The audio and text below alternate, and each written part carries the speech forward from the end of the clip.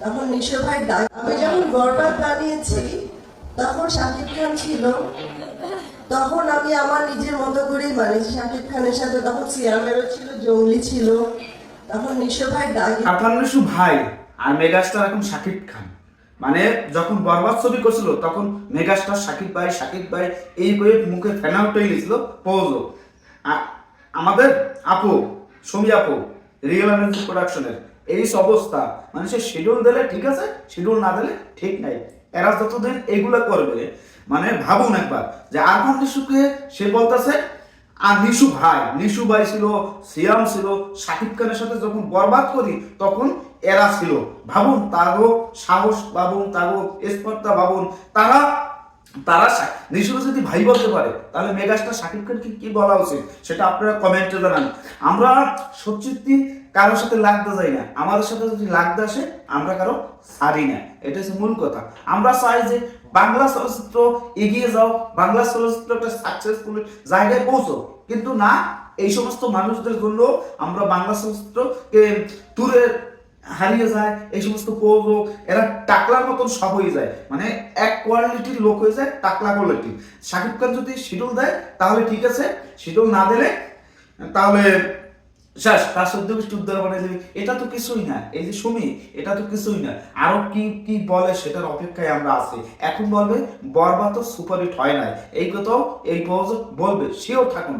এরে পিছ থেকে ঠেলে দিতেছে আর কিছু মানুষের চক্রের সাথে মিশে গেছে আমাদের এই পছন্দের সুমি আপু। তারে যে সাপোর্ট করছে এই বরবাদের জন্য, আমরা সেন্সার বোর্ডে আমরা কাজিয়াতের মতন সম্মানীয় লোক তার গাড়ি আটকাই দিছি।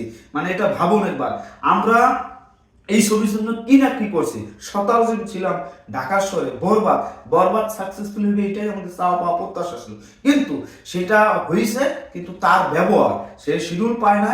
শাকিব খানের যে একটা গল্প দিয়েছে সেই গল্প শাকিব খানের পছন্দ হয় না, তার জন্য সে কাজ পায় না। আর শাকিব খান কারো অধীনে থাকতে চায় না, সে নিজে তৈরি করে। প্রযোজক বলেন, পরিচালক বলেন, প্রডিউসার, যা মনে করেন, আর্টিস্ট বলেন, নায়িকা বলেন, সবকিছু শাকিব খান তৈরি করতে পারে। আমাদের মেগাস্টার, আমাদের ভাই শাকিব খান, সে ছবি পছন্দ নাইলে এখন করবে, তার লেভেল কোন উচ্চতায়। সে সিয়ামকে নিয়ে ছবি বানাও, অমুকরে নিয়ে ছবি বানাও, আমাদের কিছু যায় আসে না। কিন্তু এই সমস্ত কথা কতদিন বলবে? এই সমস্ত কথা একটা লিমিট থাকা উচিত। এই যে সুমি আপু, আপনাকে ধন্যবাদ জানাই যে আপনি এত তাড়াতাড়ি যে আপনার মুখোশটা খুলে দিয়েছেন, মুখোশটা উন্মোচন করে দিয়েছেন। আপনার এই ছবির জন্য শুভকামনা জানাইছিলেন, কিন্তু এই ছবি নিয়ে আর কোনো কথা বলবো না। আমরা কথা না বললে আপনার কিছু যায় আসে না, কিন্তু যায় আসে মামনিরা, যায় আসে। এটা সময় সবকিছু বলে দেবে। শাকিব খানের সাথে লাগতে এসে কোনো প্রযোজক পরিচালক দেখতে পায় না। দেখা যাক ভবিষ্যতে আমরা কি দেখতে পারি। আরো সামনে আরো অনেক ধামাকা আসতে আছে, সেটার জন্য অপেক্ষা আছি। সবাই ভালো থাকবেন, ধন্যবাদ। আর এই প্রযোজকটা নিয়ে কিছু যদি বলার থাকে আপনারা বলতে থাকেন, আমরা কিছু বলার নাই এ নিয়ে, আর কিছু বলার নাই। আর বলবো এ নিয়ে আরো অনেক কথা বলা আছে। এর এই যে পিছনে শাকিব খানের নিয়ে যে পজিটিভ কথাগুলো বলছে, সেই পজিটিভ কথাই তুলে ধরতে হবে।